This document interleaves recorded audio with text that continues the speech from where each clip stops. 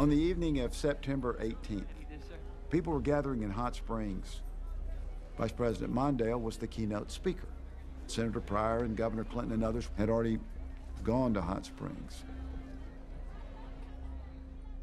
And I was scheduled to go over the next day. That night, we had invited a friend over for dinner, and the phone rang.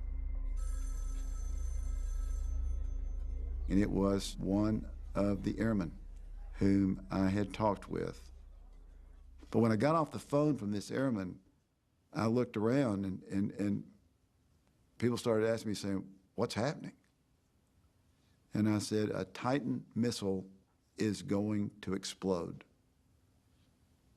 And the question was, well, what does that mean? What it means is if that nuclear warhead explodes, we're incinerated. I said, Little Rock's gone.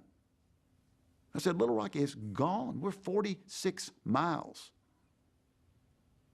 from this site. We're gone. I walked into our living room and looked out the front window. And it was still daylight savings time. So it wasn't totally dark, and you could see children in the front yard or people walking out to their cars, carrying on their normal everyday lives.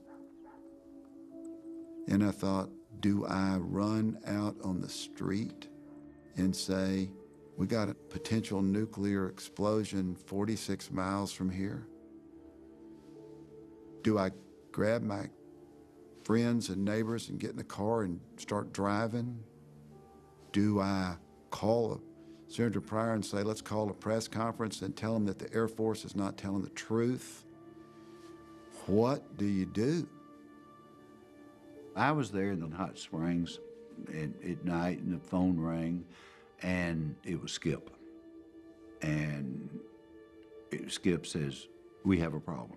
He said, what's the Air Force saying? I said, the Air Force is telling people it's not happening. That's what they've told the people on the site. They're going to tell you that these things are under control. But I think you need to be prepared for an explosion.